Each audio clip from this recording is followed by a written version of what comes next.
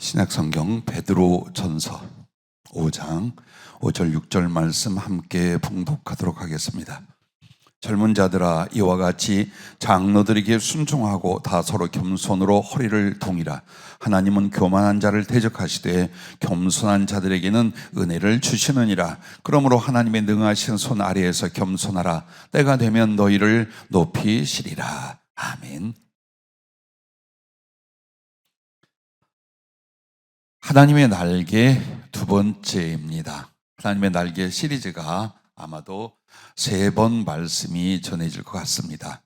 지난 금요일날 하나님의 날개 첫 번째는 사랑의 자유에 대해서 말씀을 주셨습니다. 즉 육신의 얽매이고 세상의 얽매이고 자아에 얽매여 묶여버려 마음의 노원이로 돼 주님을 사랑하고자 하나 그렇게 사랑하지 못하던 우리가 주님을 사랑하여 정말 내 마음에 원하는 것과 내가 사모하는 그대로 그 마음, 그 몸, 그 목숨 그대로 주님을 사랑할 수 있는 자유, 그것은 능력이요 하나님의 거룩함이요 은혜라라고 하셨습니다. 오늘 두 번째는 이 하나님의 날개 본문 말씀을 보면서 여러분이 짐작을 하셨을 거예요. 에스겔서 1장 11절에 보면 내 생물 그 천사가 두 날개로 서로 이렇게 연이어 대고 있고 두 날개로는 몸을 가렸다라고 말씀을 합니다. 이는 하나님 앞에 자기를 부인함과 겸손과 경외함의 표현입니다. 즉 아무리 높이었어도 아무리 하나님의 권세를 받았어도 피조물로서 감히 하나님의 영광 그 본체 앞에서 자기를 가린 그 모습이 바로 나는 아무것도 아닙니다 라는 자기 부인이요, 그리고 하나님의 피조물로의 겸손이요, 그리고 하나님을 지극히 받들어 높이는 경외함의 표현이 바로 두 날개로 자기 몸을 가린 것입니다. 그러면 왜 하나님이 주신 날개에 겸손이라는 게 있을까? 겸손이 그렇게 대단한 능력일까? 혹은 하나님의 선물일까? 우리는 생각을 합니다. 오늘 여러분과 나에게 하나님의 날개 두 번째는 바로 겸손의 날개입니다. 그러면 첫째로 겸손은 하나님을 가까이 모시게 하는 거룩한 속성이다라고 말씀을 시작을 하셨습니다. 사람에게 하나님의 종이나 성도들에게 겸손이 있느냐 없느냐, 그런데 그 겸손은 바로 하나님을 가까이 모시게 하는 거룩한 속성이라는 겁니다. 왜 그럴까요? 첫 번째로 또 말씀을 나누어 드리면 겸손은 하나님 앞에 자신이 피조물이요 죄인됨을 알고 그 하나님을 경외하는 심령과 자세이기 때문에 그렇습니다. 한마디로 내가 하나님 앞에서 누구인가를 알아요. 항상 하나님을 인식하고 의식하며 그 하나님을 향하여 경외하는 마음, 즉 존경하고 두려워하는 마음을 갖는 거예요. 나는 세월이 가고 나이를 먹을수록 하나님의 사랑에 기뻐하며 힘을 내는 그거보다 더 큰 힘이 있다는 걸 보아요. 그게 뭐냐? 하나님 두려워하는 겁니다. 수없이 많은 세월 동안에 수없이 많은 사람들이 은혜를 입고 하나님의 능력을 입기도 해요. 그런데 하나님을 두려워하지 않으면 지 감정과 고집과 지 멋대로 생각대로 확 나타나기 시작해요. 그러면 곧바로 추락하고 말아요. 어느 누구도 여지 없어요. 추락하고 말아요. 정말 이런 감정과 저런 자존심과 이런 생각과 저런 판단이 일어나도 하나님 하고 생각하면 어떻게 돼요? 두려워. 그 하나님이 너무나 사랑스럽기도 하지만 두려워 함부로 판단하고 행동할 수 없는 마음과 몸가짐이에요. 그게 진짜 은혜예요.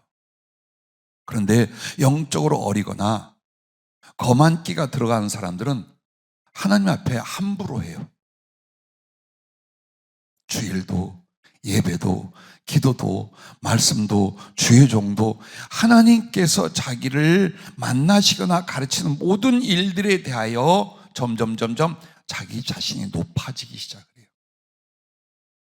그래서 이 사람은 결국 무너지고 주님과의 거리가 멀어지다가 아주 영원히 멀어지게 됩니다.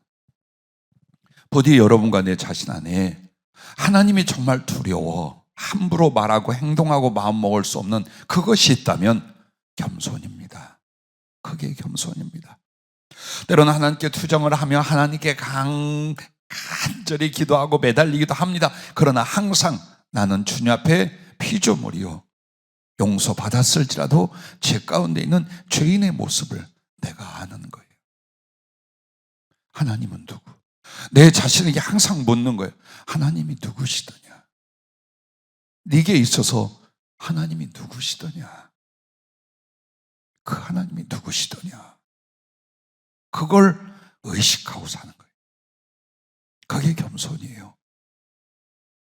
누가복음 18장 9절부터 14절 말씀에 보면 주님이 두 사람 이야기를 합니다. 또 자기를 의롭다고 믿고 다른 사람을 멸시하는 자들, 즉 교만한 사람들, 그러니까 교만과 겸손에 대해서 말씀하시기를 두 사람이 기도하러 성전에 올라가니 하나는 바리새인이요 하나는 세리라. 바리새인은 서서 따로 기도하여 이르되 하나님이여 나는 다른 사람들 곧 토색, 불의, 간음을 하는 자들과 같지 아니하고 이 세리와도 같지 아니함을 감사하나이다. 나는 일에 2번씩 금식하고 또 소득의 11조를 드리나이다. 자, 하나님 앞에 자기 자랑을 나열하고 있어요. 그것은 하나님께 하는 자랑이기도 하지만 자기 인식, 자기 의식이 그와 같다는 거예요. 마땅히 하는 일 같아요. 그런데 이것은 결코 겸손치 못한 교만에 대한 지적입니다. 대신 잔뜩 욕을 먹고 죄책에 시달리는 세리는 멀리에 서서 감히 눈을 들어 하늘을 쳐다보지도 못하고 다만 가슴을 치며 이르되 하나님이여 불쌍히 여기소서 나는 죄인이로소이다 하였느니라. 내가 너희에게 이르노니 이에 저 바리새인이 아니고 이 사람이 의롭다 하심을 받고 그의 집으로 내려갔느니라. 무릇 자기를 높이는 자는 낮아지고 자기를 낮춘 자는 높아지리라 하시니라. 바로 우리가 세리보다 더 악하고 추하고 비틀어진 자들이에요. 그렇게만 생각하면 돼요. 그래서 하나님 하고 나면 나의 죄와 나의 죄성에 대하여 아파할 수 있고 부끄러워할 수 있고 그러므로 더욱 주님은 내 앞에 거룩하시고 엄위하시고 그걸 인식하고 그걸 가슴속에 두는 거예요. 나타나는 죄성은 그리고 저지른 허물은 세리가 많겠지요. 바리새는 율법을 준행했겠지요. 그러나 하나님은 교만한 자를 의롭다 하시지 않아요. 아무리 깨끗하게 바르게 많은 성경적 일을 했어도 그가 자신을 높여 하나님 앞에 교만할 때는 하나님은 그게 악이야. 그게 용납할 수 없는 악의 모습이에요. 하지만 추하고 약하고 실수와 허물 많을지라도 하나님 앞에 자기의 모습을 알아요. 자기의 죄를 알아요. 그리고 그 하나님의 거룩하심과 엄위하심과 영광을 알아요. 그래서 그 앞에 무릎을 꿇고 눈물 짓는 그 사람은 이미 주님 앞에 그 겸손을 인하여 구원을 받은 거예요. 용서가 된 거예요. 오늘 우리에게 신앙생활할 때 무엇이 필요한가요? 너무 많이 기독교 세계에서 능력이나 물질이나 기능적인 측면으로 하나님의 일을 하겠다고 말들 합니다. 그것은 최후입니다. 그러면 주님 앞에 최우선은 뭐냐? 여러분과 내가 영혼이, 심령이 주님을 닮아 만들어지는 성숙함입니다. 그런데 그 성숙함의 완판 최고가 뭐냐? 겸손입니다. 화려한 것이 아니에요. 사랑하고 기뻐하고 평안을 누리고 충성하고 이것이 아니에요. 아주 하나님 앞에 무릎 꿇고 낮아 있는 그 겸손, 바로 그 모습이에요. 계속해서 누가복음 18장 19장에 보면 부자 관리인 청년 이야기가 나옵니다. 그 청년이 계명을 지키며 영생을 얻게 하여 주님께 말할 때 팔아서 나눠주고 오라라고 합니다. 그러나 그렇게 못하고 심히 고민하며 그 자리를 떠나게 됩니다. 이게 뭘까요? 물질에 대한 미련과 욕심일까요? 교만이에요. 물질 하나도 선한 일과 하나님의 뜻을 따라 순종 못하는 것이 그 하나님의 아들 주님께 와서 영생을 얻었고 칭찬을 받고 의의를 인정받고자 나온 거예요. 그래 나온 거예요. 그 자체가 교만이요. 근데 그 교만은 자기를 버리고 하나님의 말씀에 희생적 순종을 할 수가 없었던 거예요. 그렇지만 세리장이었고 수치와 아픔, 괴로움에 시달리며 주님을 찾던 삭개오가 주 예수 그리스도를 만나고 자기 집에 영접했을 때 시키지 않아도 그는 어떻게 해요? 주님을 영접하며 동시에 자기가 사랑하고 집착했던 모든 물질들을 구제와 그리고 갚는 일로 싹 비워버립니다. 이것은 도박이 아니에요. 겸손한 믿음이에요. 주님의 그만큼 크신 하나님이에요. 그 은총이 그만큼 크신 사랑이에요. 그러므로 그 주님의 뜻을 쫓아 주님이 나를 용서하고 주님이 나를 불쌍히 여기고 주님이 나를 사랑해 주셨던 나도 그대로 하는 거예요. 그래서 불쌍히 여기고 어려운 사람들과 고통받는 사람들에게 나눠준 이 모습, 거기에 대해 주님이 오늘 구원이 이 집에 이르렀도다 라고 말씀을 하십니다. 하나님 앞에 예배 드릴 때에 출석이 중요한 게 아니에요. 물론 안 오면 더 입에 담을 수 없지만 안 오면 더 하지만 여기 왔을 때에 여러분과는 예배자로 하나님을 경배하고 찬양하고 섬기는 예배자로서 합당한 심령이 돼야 돼요. 그래야 나의 예배가 연락되고 그 예배드리는 내 영혼이 하나님께 받아들여지게 되어 있어요. 그런데 거만하다, 고집이 세다, 자기가 더 높고 자기를 앞세운다, 하나님과 상관없어요. 그때부터는 예배가 되지 아니하며 찬양이 되지 않는 것입니다. 자, 또한 겸손은 오직 그리스도의 피로 씻기고 은혜로 부름 받았으므로 하나님께 전심으로 감사하는 영이다라고 하셔요. 그렇습니다. 하나님께 감사하는데 오늘 우리에게 무엇을 잘 해주시고 어려운 걸 막아주시고 필요한 걸 주셔서 하는 감사, 그것도 감사해요. 그러나 감사의 근본은 만물을 창조하신 하나님, 의와 거룩의 하나님, 생명을 주시기도 하지만 심판하신 그 하나님이 나의 죄악과 받을 심판을 당신에게로 돌려버리고 나 같은 죄인을 위하여 사람 되오사 그 피로 나를 씻었어요. 나를 용서하셨어요. 나를 사서 아버지께 드리셨어요. 그리고 모든 은혜로 그 하나님 앞으로 내가 부름받아 나왔어요. 그래서 하나님 아버지 주님라고만 하면 벌써 이 속에서 눈물겨운 감동의 감사가 확 올라오는 상태. 이게 구원의 기쁨이에요. 이게 주님을 향한 사랑의 시작이에요. 이게 없다라는 건 아직 자기가 누구이며 하나님이 누구시며 내게 주신 이 은총이, 이 사함과 구원의 은총이 무엇인가를 전혀 모르는 자예요. 혹은 들어 알지만 그거보다 자기 자신이 은근히 더 높아지면 감사가 안 나와요. 절대로 엎드려 하나님께 감사와 찬양이 나오지 않습니다.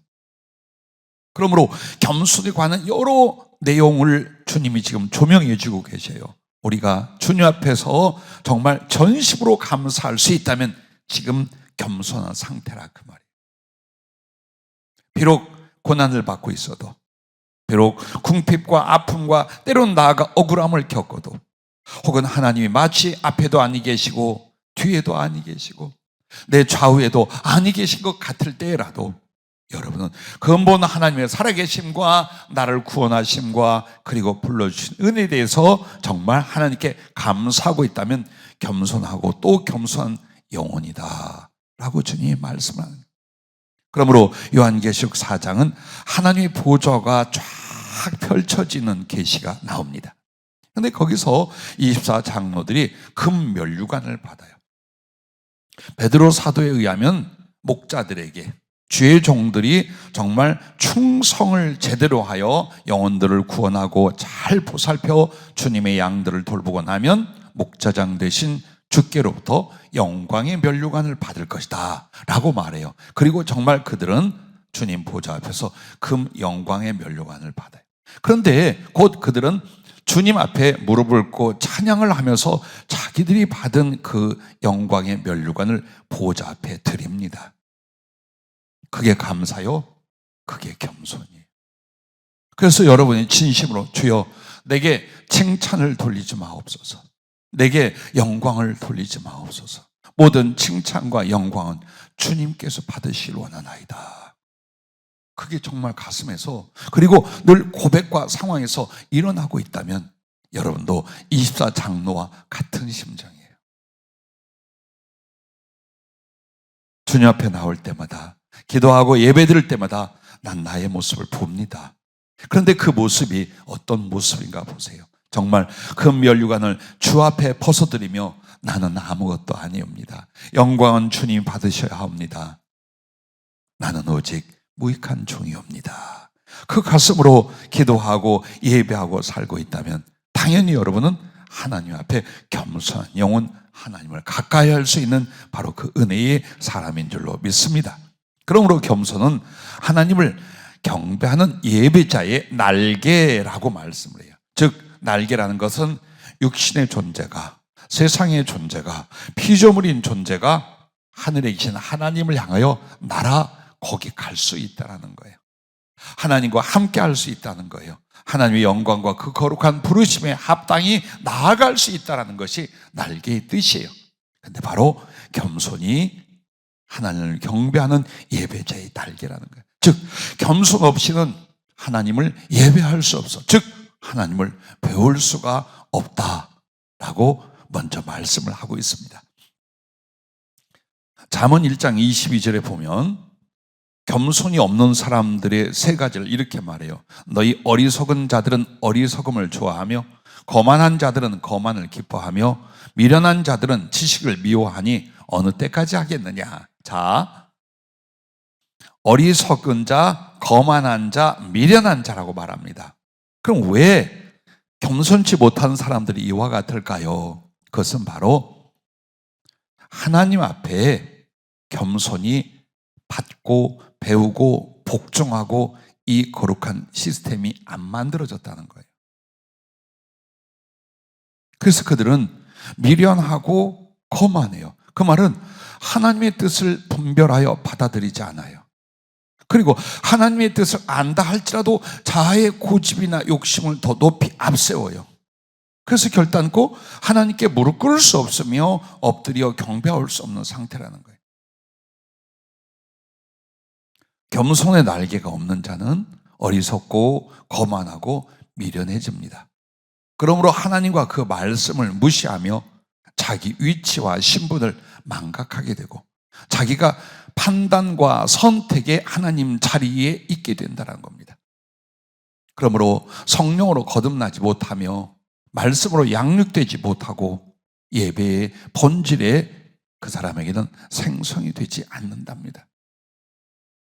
이 중요한 걸 우리는 그저 하나의 인격 안의 덕목으로만 스쳐 지나가려고 합니다. 그렇지 않아요. 40년 사역하면서 은혜 받다가 자빠지고 거꾸로 사라지는 사람들이요, 전부 다 조금만 겸손했더라면 1층이 3층 되고 3층이 7층 되는 까지 그 은혜가, 그 쓰심이 올라갈 텐데 계단 하나 밟아놓고 다 교만이 나와. 그래서 지도를 안 받아요. 하나님을 두려워하지 않아요. 그리고 제일 먼저 기도나 말씀, 예배를 무시하기 시작을 해요. 이게 여러분 죽을 상태예요. 정말 내 영이 죽어가는 상태의 그 고집과 그 교만이 나와요. 행여라도 여러분과 나에게 좀 그런 게 느껴지거나 뾰족이 이빨이라도 나오려고 하면 싹 잘라 뭉개버리세요. 그렇게 해서 여러분과 나에게 오늘 베드로전서 5장 5절 말씀을 보세요. 젊은 자들아, 힘도 있고 지혜도 있고 능력도 있고 물질도 있고 마음대로 할 수 있는 사람들아, 이와 같이 장로들에게 주의 종들, 지도자들에게 순종하고 다 서로 겸손으로 허리를 동이라. 왜? 하나님은 교만한 자를 대적하죠. 하나님은 교만한 자를 어느 정도냐? 대적이 되신다는 거예요. 그리고 겸손한 자들에게는 은혜를 주시느니라. 즉 주의 종을 통하여 하나님의 말씀이나 성령의 뜻을 지도받을 때에 순종하는 게 겸손이라는 거예요. 내가 당신보다 더 많이 알아. 내가 당신보다 인격이 더 나아. 내가 당신보다 능력이 더 있어. 이것이 아니라 여러분, 주의 종은 그래요. 여러분의 인격이나 지식이나 여러분의 외모와 조건보다 부족한 사람들일 수 있어요. 근데 그가 정말 하나님의 뜻을 받들어 전하는 건 그의 말과 그의 인격성으로 보지 마세요. 그게 겸손이에요. 지금 허물 많고 약한 한 인간을 대하여 내가 듣는 게 아니에요. 하나님이 저를 통하여 내게 말씀하셔요. 그걸 순종하는 거예요. 그게 하나님께 대한 겸손이에요. 불같은 하나님이 직접 나서 공포를 조장하여 겁을 주는 말씀이 아니라 무시해도 될 만한 사람인데 그의 말은 하나님의 말씀이에요. 그럼에도 내가 무시할 그 사람은 내가 하나님의 사람으로, 그를 통해 나오는 것은 하나님의 말씀으로 받아들이는 것, 이것이 겸손이. 이 사람들은 주님이 은혜를 베풀어 주시고 때가 되면 높이셔요. 영광을 받게 해요. 능력을 얻게 해요. 남들 위에 뛰어나 하나님의 쓰심으로 말미암아 그가 주의 상을 받게 하셔요. 그래서 여러분과 나에게 어떻게 해서라도 주님은 겸손을 얻고 겸손의 날개를 달고 주님 앞에 날아오르게 만들려고 한다는 것입니다. 자, 두 번째로 겸손은 사랑과 섬김을 이루는 거룩한 능력이다라고 하십니다. 즉 겸손하지 못하면 사랑 못하고 섬기는 거 안 좋아해요. 절대로 안 좋아해요. 왜? 다른 사람이 나보다 못해 보이거든. 하찮아 보이고 비판하고 판단하고 오해하고 못마땅한, 어떻게 그들을 사랑하며 그들을 섬길 수가 있어요? 못합니다.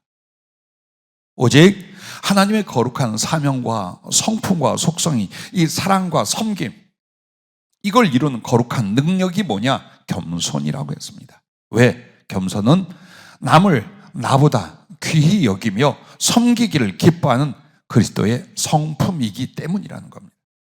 그렇습니다.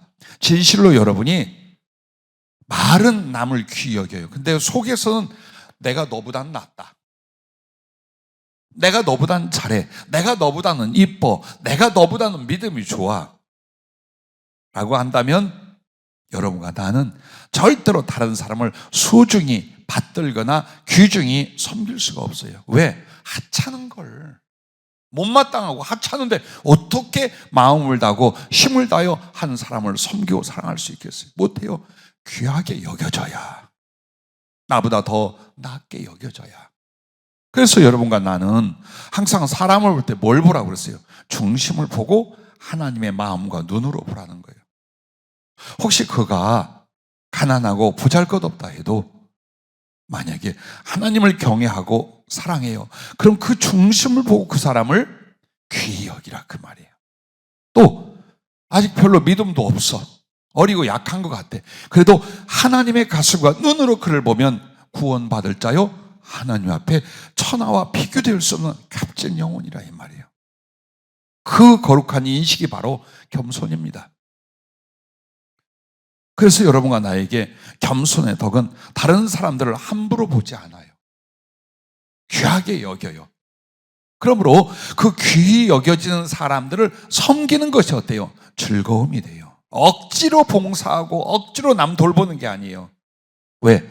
소중하고 귀한 사람들을 섬기는 건 마음속에 설레임도 기쁨도 보람도 오거든요. 이게 바로 예수님의 성품이랍니다. 누가복음 17장 5절부터 10절에 보면 아이러니한 연결이 있어요. 사도들이 주께 여짜오되 우리에게 믿음을 더하소서 하니 주께서 이르시되 너희에게 겨자씨 하나일 만한 믿음이 있었더라면 이 뽕나무더러 뿌리가 뽑혀 바다에 심겨라 하였을 것이요 이것이 너희에게 순종하였으리라. 이렇게 말씀하고 그 다음에 이렇게 해요. 너희 중 누구에게 밭을 갈거나 양을 치거나 하는 종이 있어 밭에서 돌아오면 그대로 곧 앉아서 먹으라 말할 자가 있느냐? 도리어 그대로 내 먹을 것을 준비하고 띠를 띠고 내가 먹고 마시는 동안에 수종을 들고 너는 그 후에 먹고 마시라 하지 않겠느냐? 명한 대로 하였다고 종에게 감사하겠느냐? 이와 같이 너희도 명령받은 것을 다 행한 후에 이르기를 우리는 무익한 종이라 우리가 하여야 할 일을 한 것뿐이냐 할지니라. 아멘. 이 말씀은 겸손한 그 겸손을 말씀하는 것 같아. 말씀의 연결이 거기에 시간적인 차이 없이 계속 연결이 돼요. 즉, 이 뽕나무는 아마도 그 들무화과일 거예요. 근데 이게 뽑혀서 바다에 던져져라 하면 그렇게 된다는 거예요. 이게 뭐예요? 순종에 대한 표현이에요. 하나님이 나 아무 들어도 너 바다로 들어가면 한다 이거예요. 그래서 만약에 우리가 그 주님의 믿음이 있다면 그 믿음에 대하여 이 나무나 자연도 너에게 순종할 것이다 라고 말해요. 그러면서 그걸 우리에게 빗대면, 그렇다면 그렇게 자연이 우리에게 순종할 수 있는 믿음은 어떤 믿음이냐? 주님께 대하여 무익한 종이 마땅히 할 것을 했습니다 라는 겸손한 순종이라는 거예요.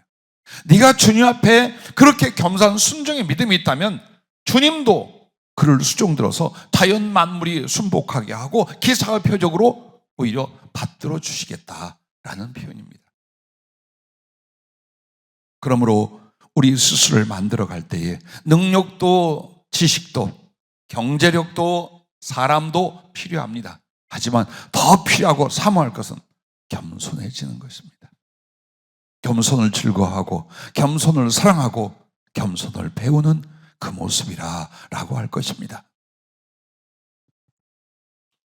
또한 겸손은 하나님께 받고 배운 대로 행하니 긍휼과 존경과 복종을 기꺼이 행하는 것이라고 했어요. 자, 겸손은 하나님께 받고 배운 대로 행합니다. 즉 나에게 하나님이 어떻게 했느냐요. 이걸 안단 말이에요. 겸손한 사람은 죄인을 용서하신 것과 지옥에서 건져주신 것과 그리스도와 바꿔주신 것과 그 숱한 허물과 잘못을 항상 용서하며 다시 죄에서 약함에서 고통에서 일으켜주신 하나님의 자비와 긍휼과 오래 참으심을 내가 받았어요. 그래서 나도 다른 사람들에게 어떻게 합니까? 주님이 내게 하신 것을 나도 다른 사람들에게 그대로 행하게 된다는 거예요. 그게 겸손이래요. 그래서 사람들이 긍휼히 여기고 그들을 용서하고 품을 수 있으며 존경할 수 있으며 또 하나님의 뜻과 서로의 올바른 의 앞에 복종을 기꺼이 할 수 있다는 거예요. 자, 긍휼과 존경심과 복종이 만들어져야 하나님이 여러분과 나를 써요. 나는 우리 청년들이나 성도님들 혹은 사명자들 양육할 때에 그 성품과 기질에서 제일 중요한 걸 뭘로 보느냐? 긍휼이라고 봐요. 왜? 주님이 내게 그렇게 가르쳐줬고 그 훈련을 했어요. 그럼 긍휼이 안 뭘까요? 사람을 불쌍히 여기며 그 사람들에게 자비를 베풀 수 있는 배려와 이해심 그리고 동정심이에요. 이게 없는 사람이 교회에서 다른 영혼을 돌본다고 그러잖아요. 웃겨요.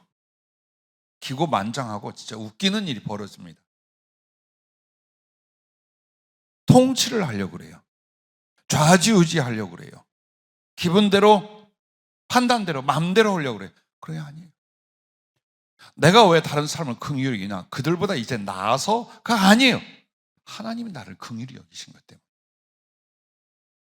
그걸 내가 배운 거예요. 배우는 게 겸손이에요. 교만한 사람은 절대로 지도나 책망을 안 받아들여요. 혹시 여러분이 스스로 자기가 겸손한가 보려면요, 남한테 책망을 들어보세요. 책망을 들었는데 아, 나를 사랑해서 나에게 유익한 조언을 하는구나 하고 고마워하면 최고의 겸손한 사람이에요. 근데 야 올라오면 너나 잘해. 상교만이에요. 그게 교만한 거였던 거예요. 한마디로 남의 충고는 못 들어. 잘했다고만 해야 그냥 기분이 좋아서 뭘 하지. 자, 그렇게 생겨먹고 그렇게 변화되어 고쳐지지 않고 왔으니 더 높은 곳을 향하여 우리가 어떻게 올라가겠느냐라는 것입니다. 누가복음 7장 1절부터 10절에 보면 가버나움에 있는 백부장 이야기가 나옵니다. 근데 이 백부장이 사랑하는 종이 병들어 죽게 되었다고 말해요. 아니, 종이나 노예를 뭘 또 그렇게 사랑한다는 말까지 나와요. 근데 그냥 정말 소중히 여기고 긍휼히 여기고 그렇게 우정과 사랑을 나눴어요. 백부장하고 그 집 종하고도. 그런데 예수님의 소문을 듣고 자기가 친하게 지낸 유대인들의 장로 몇을 보내요. 혹시 오셔서 내 종을 고쳐줄 수 없는가요? 자기가 직접 나가기는 이방인이에요. 죄인이에요. 그러므로 감히 예수님 앞에 딱 나가지를 못하고 평소에 섬기고 구제하고 돌보면서 친분을 가진 유대인들, 왼수지가 아닌데 친구가 된 거예요. 이 사람들을 보냅니다. 그래서 주님이 기꺼이 가시려고 그래요. 근데 또 벗들을 보냅니다. 수고하지 마옵소서 주여, 내 집에 들어오심을 나는 감당하지 못하겠나이다. 그러므로 내가 주께 나아가기도 감당하지 못할 줄을 알았나이다. 말씀만 하사 내 하인을 낫게 하소서. 남의 수하에 든 사람이요 내 아라에도 병사가 있으니 이대로 가라 하면 가고 저더러 오라 하면 오고 내 종대로 이것을 하라 하면 하나이다. 예수께서 들으시고 그를 놀랍게 여겨 돌이키사 다른 무리에게 이르시되 내가 너희에게 이르노니 이스라엘 중에서도 이만한 믿음을 만나보지 못하였노라 하시더라. 보내었던 사람들이 집으로 돌아가 보매 종이 이미 나아 있었더라. 예, 겸손은 무엇입니까? 가르침을 받는 거예요. 그리고 그 가르침을 받고 받은 은혜를 또 그대로 순종하고 실행하는 거예요.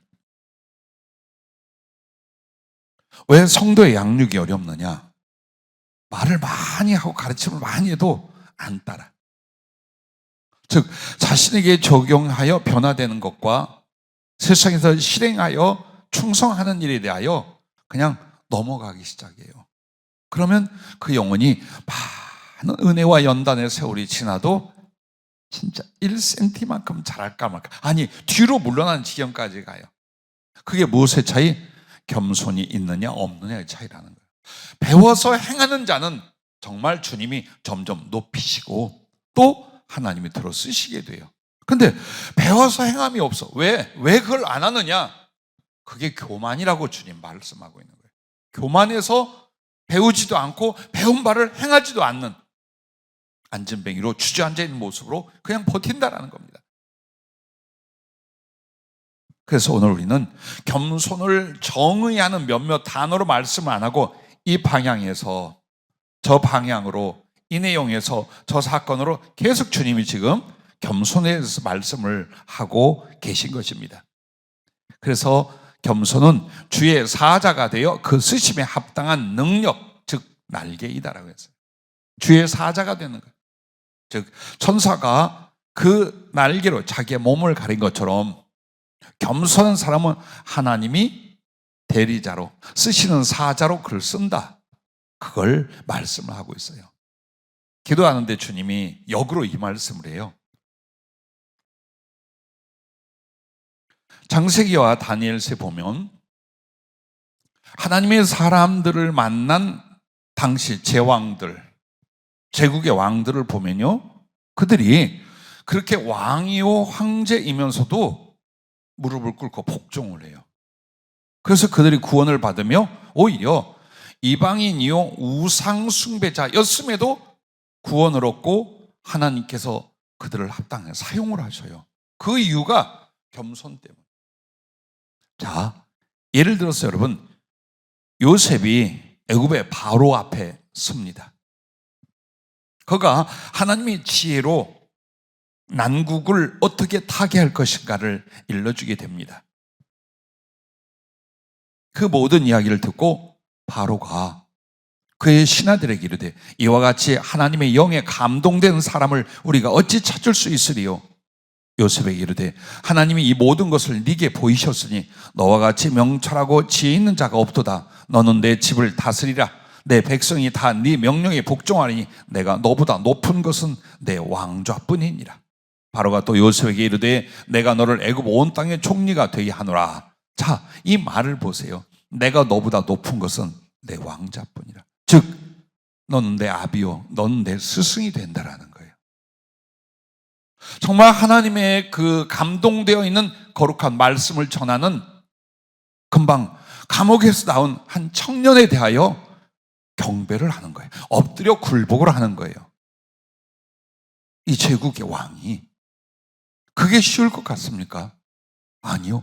선지자들, 왕들이 왜 이스라엘에서 죽였느냐? 교만한 거예요.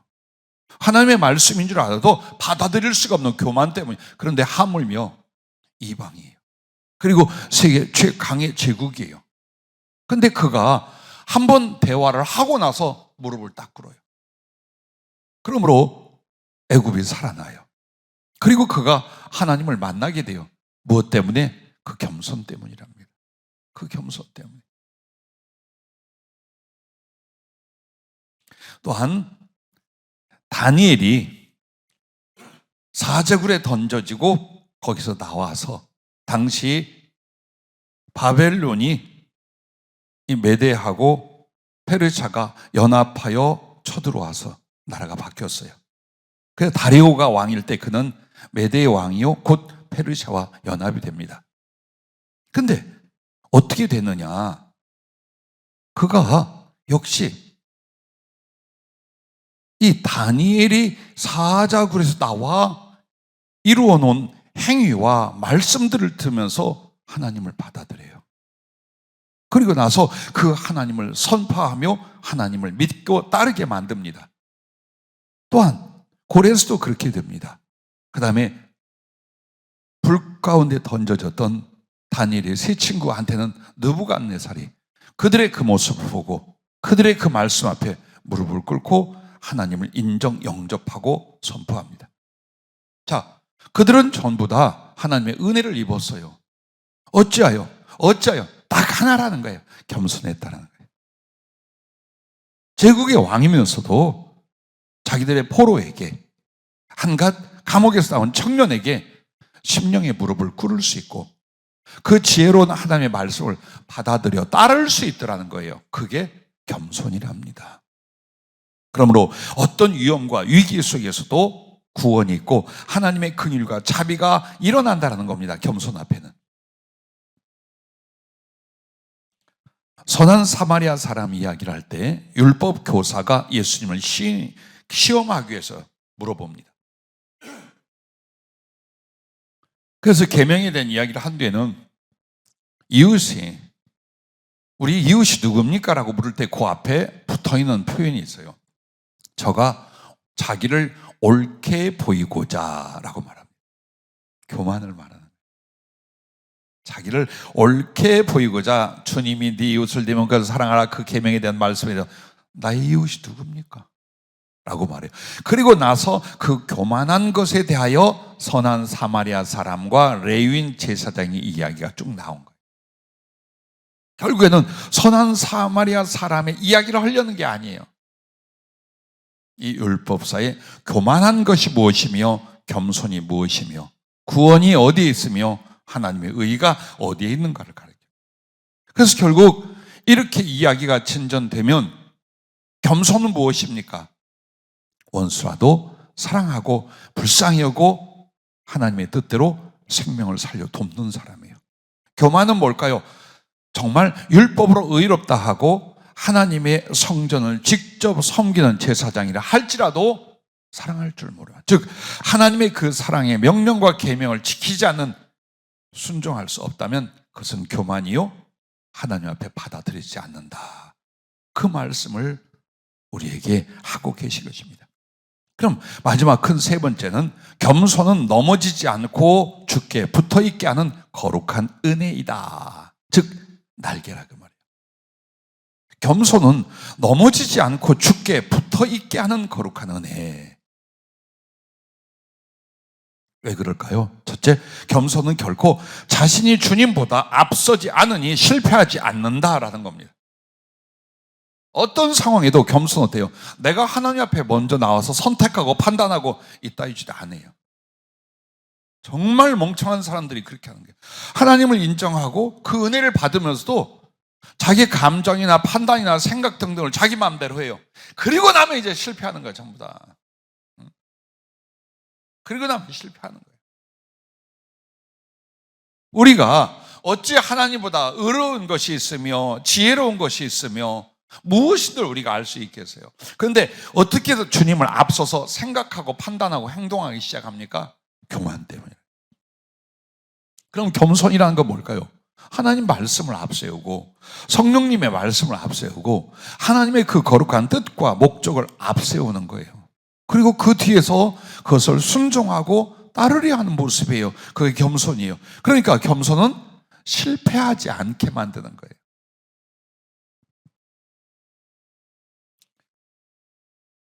요즘도 매일 함께 기도를 집에서도 하시고 또 교회 와서도 계속 하고 계셔요. 정말 성령의 능력이나 지혜나 하나님의 쓰시는 것이 사랑하는 사명자들과 우리 성도님들에게 7배, 12배 부어지기를 늘 기도하는데, 예전에 아주 강력한 성령의 은사나 능력이, 그리고 죽을 병에서 고침받은 사람들이 수도 없이 많았어요. 그런데 물질도 하나님께서 계속 거듭 말합니다. 물질 주실 수 있어요.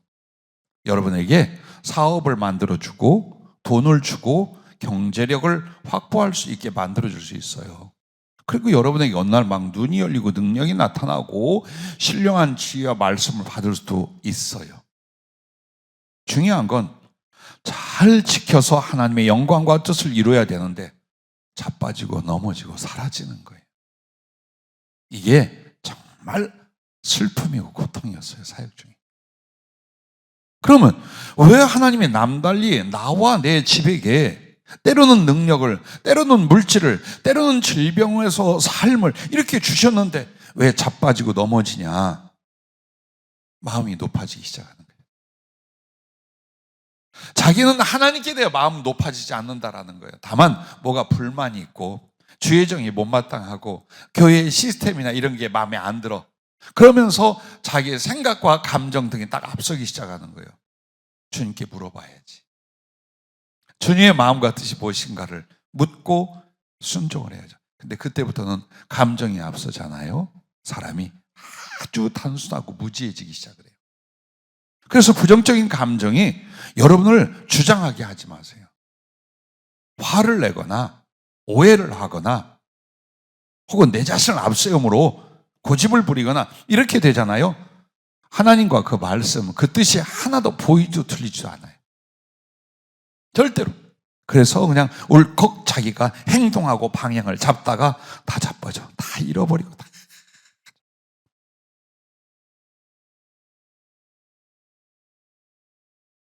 그래서 남은 여러분들과 또 다시 만날 행여 보내주실 사람들이 있다면 무엇보다도 우리에게는 능력이다 물질보다 겸손의 덕과 그 겸손의 거룩한 지혜가 인격성으로 신앙으로 잘 자리를 잡았으면 좋겠어요. 무력해 보여도 가난해 보여도 작아 보여도 정말 그렇게 만들어지면 주님은 어느 때 높이실지 몰라요. 어느 때 어떻게 쓰실지 몰라요. 그런데 이미 주어 봤어. 뭐가 좀 되게 했어. 받게 했어. 근데 자꾸 하나님의 자기가 앞서 실패합니다. 반드시 실패합니다. 그러므로 어떤 상황에도 자기 마음이 높아지면 안 돼요. 그럼 높아지는 기준을 여러분 쉽게 말해드리면 이거예요. 자, 가족 간에 혹은 사업체 간에 혹은 교우 간에 혹은 사람 간에 어떤 문제와 어려움이 왔어요. 마음도 상하고 그냥 막 해결당 속상해요. 그때에 주님의 뜻이 무엇인가를 기도할 수 있거나 주의 종에게 물을 수 있다면 아직은 겸손한 거예요. 근데 안 해. 그때부터 안 해. 그냥 고집으로 꽉 차 있는 거예요. 그러면 수순이 있어요. 주신 것을 도로 잃어버리는 수순이 와요. 왜? 그렇게 하나님 앞에 겸손치 않아도 잘 되더라. 그럼 아예 이건 망해. 이 존재, 이 프로젝트는 완전히 멸망으로 빠지게 돼 있어요. 차라리 주님이 브레이크를 걸어주신 게 나아요. 아이고 주여, 내가 잘못 생각했습니다. 내가 욱했습니다. 내가 주님의 뜻을 먼저 안 보았습니다. 이렇게 할 수 있도록 두려운 것이 와야 돼요. 정말 하나님 두려운 줄 알아야 그 사람들이 다시 서, 그리고 하나님 앞에 그 영혼이 보존이 되는 거예요. 근데 고집 부리고 지 감정대로 마음대로 막 해요. 막 그냥.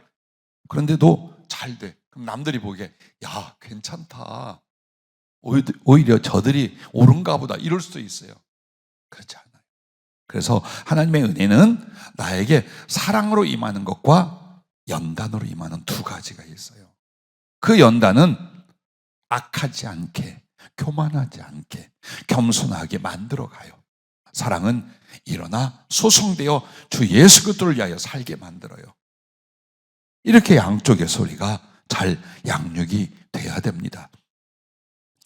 저도 가만히 내 인생을 돌아보면 내게 어려움과 고난, 실수나 실패의 것들이 항상 보면 내가 먼저 움직였어요.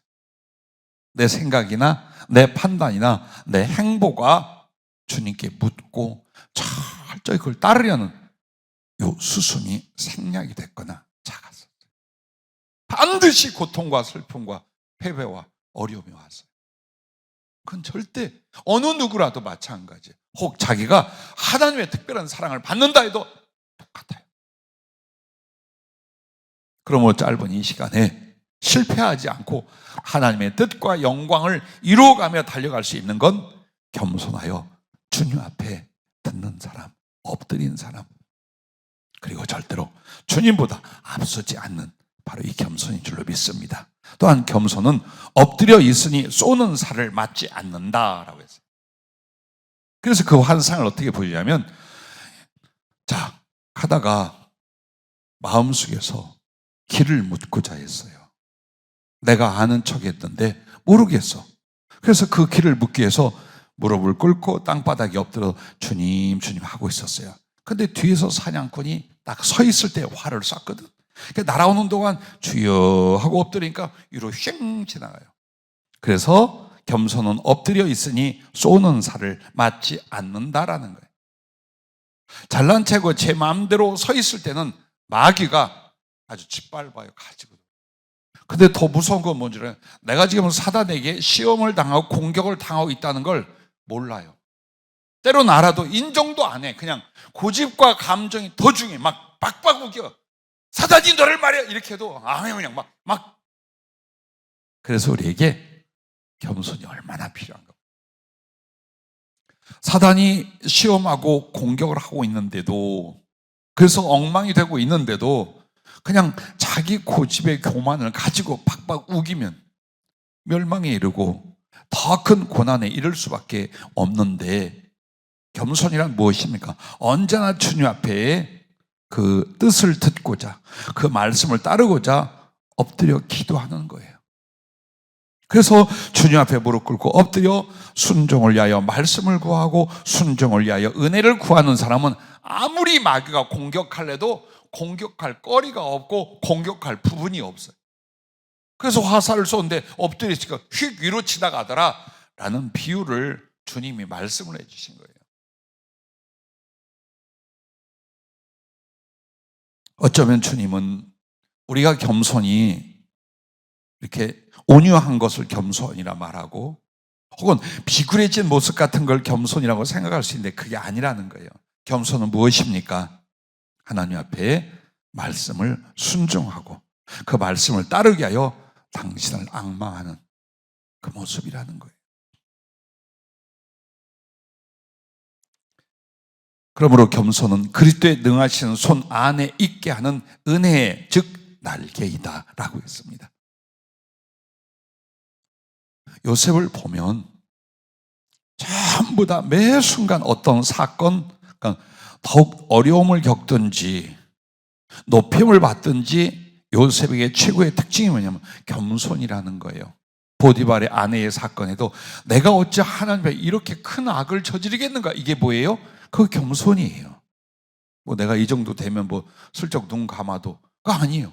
내가 하나님 앞에 어찌라는 마음, 그 겸손이었어요. 그런데 그걸로 복을 받은 게 아니라 감옥에 쳐넣었어요. 그러면 그 감옥에서 불퉁거리고 불만을 갖고 탈출하려 하고 원한을 품어야 되잖아요. 아니라 모자란 사람처럼 간수장을 도왔어요. 감옥에 있는 사람들을 돕고 섬겼어요. 그러다가 하나님의 지혜로 꿈을 풀어주기 시작했잖아요. 그 일로 인하여 바로왕 앞에 나갔어요. 그러나 그 바로왕 앞에 나가서 그가 행하는 모든 일은 자기가 집권자가 되지 않아요. 쿠데타를 일으킬 수도 있어요. 나라의 모든 권세와 능력을 자기에게 얼마든지 돌릴 수 있었어요. 절대로 그렇게 안 했어요. 하다못해 땅마저도, 모든 것마저도 바로왕에게 돌립니다. 그게 겸손이에요. 자, 자기 형제들, 자기 조카들 다 애굽에서 거두게 됐어요. 벌벌 떨어. 한 짓이 있기 때문에 그 형제들이 벌벌 떨어요. 그런데 요셉은 뭐라고 합니까? 걱정하지 마라. 당신들이 나를 내다 팔고 죽이려고 한 것, 그것이 목적도, 그것이 실제도 아니다. 다만 하나님이 나를 이곳에 먼저 보내어 우리 가족들, 우리 형제들을 살리려고 하신 겁니다. 근데 마지막 아버지 야곱 죽은 뒤에 또 이제 걱정을 해요. 그때 한참 울고 나서 요셉이 뭐라고 합니까? 같은 말을 해요. 그때 이 말을 해요. 내가 하나님을 대신하리까. 즉 심판하고 원한을 갚고 그건 하나님이지 내가 하나님처럼 당신들을 심판하거나 복수하거나 그러지 않는다. 근데 그 말이 얼마나 오랫동안 가슴에 남는 줄. 내가 하나님을 대신하리까. 나도 당신과 같은 죄인이야. 같은 인간이야. 근데 심판이나 복수는 하나님이 하는 거야. 그러니까 내가 하나님을 대신하리까. 나는 오직 하나님이 나를 먼저 보내어서 이 가족들을 살리게 한 바로 그 도구였을 뿐입니다. 그래서 내가 끝까지 당신들을 책임을 지겠습니다 하고 여러 말로 위로하더라. 이렇게 창세기에 기록이 돼요. 우리는 사건 속에 기적이나 능력을 보려 하거나 하나님의 특별한 역사를 보려고 합니다. 그러나 하나님의 임하심과 은혜 주심의 이유가 바로 겸손이라는 덕목, 겸손이라는 하나님 주신 날개를 단 사람들에게 있음을 자세히 볼 수 있어야 되고 또 그것을 나의 날개로 삼을 수 있기를 바라는 겁니다. 가룟 유다가 주님을 가서 팔아 넘기기 전에 주님이 정말 마음 아파하면서 배신할 자가 있다고 말해요. 근데 그때 계속 복음서에 뭐라고 하냐면 그러나 보라 나를 파는 자의 손이 나와 함께 상 위에 있도다 라고 말합니다. 그럼 이 말이 뭘까요? 자, 주님은 하나님의 아들이요 메시아라고 그들이 믿고 따르고 있어요. 그럼 주님 앞에 상이 이렇게 전부 다 그 성화처럼 이렇게 길게 놓고 앉아 있는 거 아니에요. 주님 앞에 그릇을 올려놓은 웬만한 상이 식탁이 있어요. 그러면 주님이 그것을 떼어서 제자들에게 줄 때까지 제자들은 기다렸다가 받아 먹었어요.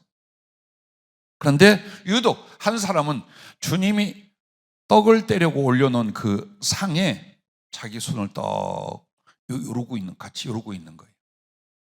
그 상은 주님에 대한 권위예요. 그런데 한 사람이 거기다 손 떡 얹고서 나부터 먼저 아니면 바쁘시면 내가 집어 먹지 뭐. 이것은 예수님에 대한 권위를 전혀 인정하지 않는 교만의 모습이었어요. 그가 왜 멸망했는가를, 왜 사단이 그에게 들어갔는가에 대한 단초가 그 자세에서 나오는 거예요. 주님에 대하여 존경하고 두려워하지 않아요. 주님이 어떤 분인가에 대한 경외심이 없어요. 그래서 주님이 딱 떡을 나눠주려고 하는데 손이 턱 올라와 있어요. 아무도 그렇게 했는데 만약 다 이렇게 손이 올라와 있다면 주님이 배반할 자가 내 상에 손을 올려놓았다는 말을 안 하시죠. 근데 한 사람만 그러고 있는데 그가 가룟 유다예요. 주님을 향해 어떤 자세인가를 보세요. 내 마음이, 나의 삶이, 나의 신앙생활에 있는 것이 나의 하나님, 나의 주님에 대하여 어떤 자세인가를 우리는 자꾸 돌아봐야 됩니다. 낮아지십시다. 두려워하십시다. 즐거이 그 말씀 앞에 복종하십시다. 행복해지게 하십니다. 부욕해 하십니다. 끝까지 창대케 하십니다. 그래서 주님이 결국 겸손은 하나님께 은혜를 받고 하나님의 능하신 손 아래에서 겸손하라. 때가 되면 너희를 높이시라 라고 하셨습니다. 두려운 많은 메시지를 계속 받고 있습니다. 기도하면 주님이 오셔서 예를 들어서 어떤 일과 하나님의 말씀을 푸는 일에 대하여 묻잖아요. 전에는 바로바로 대답해 주셨어요. 근데 요새 요한계시록과 중요한 일들을 물을 때는 바로 대답을 안 하셔요. 예를 들어 그 다음날 혹은 한 달쯤 기도하게 하고 2, 3일 지나서 처음에는 그게 조금 답답했어요. 근데 깨달았어요. 나를 만들고 계시더라고요. 어떤 지혜나 은사 혹은 주님과의 교통에 있어서 만드는 시간이 필요해요.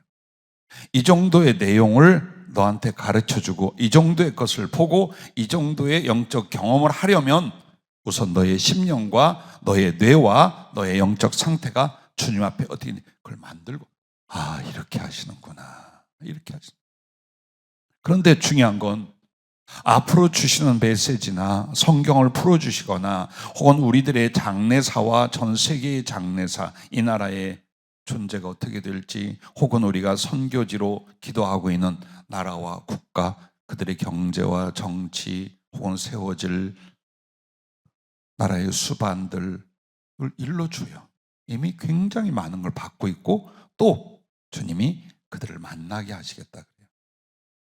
어느 나라에 가면 그 나라에서 유력한 자들을 만나 하나님의 뜻과 계획과 이 나라의 어떤 일들에 대해서 예언을 하게 하신대요. 자, 그런 일들 앞에 만약에 두 가지가 있어요. 그런 일이 실제로 하나님 말씀과 역사가 일어나기 시작하면 첫째는 굉장히 많이 존경하거나 찾게 될 거예요. 그것은 교만해질 수 있는 아주 현저한 자리가 되고 또 하나는 반대일 경우는 죽이거나 없애려고 할 거예요. 예를 들어서 어떤 테러나 쿠데타나 혹은 암살을 그 정적에게 만약 주님께서 우리를 통해 일러줬다. 그럼 그쪽에서는 어떻게 하겠는가? 제거하려고 합니다. 그는 이미 받은 바예요. 자, 이런 모든 일들이 앞으로 일어날 건데 중요한 건 내가 하나님 앞에 얼마나 겸손한가요? 그리고 또 함께 그 거룩한 일들을 감당하실 우리 목사님, 사명자들, 우리 교회 성도님들이 만약 그런 일들을 주님이 그동안 말씀하셔서 성취한다면 우리에게 어떤 큰 역할과 큰 몫이 주어질 것입니다. 그때의 제일 중요한 건 얼마나 겸손한가요? 겸손하여 섬기고 겸손하여 복종하고 겸손하여 깨끗하고 겸손하여 기꺼이 죽을 수 있고, 이 부분이 오늘 밤에 하고자 한 주님의 취지였어요. 그러므로 내가 여러분을 수술할 수 있는 사람은 아니고 또 주님의 천사들이 여러분의 영혼과 여러분의 성품과 기질을 수술하진 않아요. 다만 주신 이 말씀을 통해 겸손히 받아들인다면 내 영혼을, 내 의지와 내 인격성을, 내 하나님을 섬기는 모든 그 성품과 기질을 말씀이 수술하실 것입니다. 그리고 그 말씀이 우리를 만들어 주실 것입니다. 나는 여러분들과 사랑하는 우리 동역자들에게 바울과 같이 이런 기도를 합니다. 능하신 주의 말씀께 내 사랑하는 동지들과 우리 교회를 부탁합니다. 어떤 방법으로도 할 수가 없어요. 인위적이고 인간적인 사랑도 긍휼도 관심도 필요하지만 정말 여러분과 나를 하나님 옆에 쓸모있게 만들어 주실 분은 그분의 말씀이십니다. 오늘도 그 말씀을 잡고 겸손의 날개라는 이 이유를 왜 말씀했는지 우리가 깨달으며 또 심령과 삶의 실천에서 어느 날 여러분과 나에게 주님이 야, 날개가 아주 튼실하게 자랐구나, 이제 날아서 올라와라 라고 하는 말씀을 들을 수 있기를 바랍니다. 기도하겠습니다.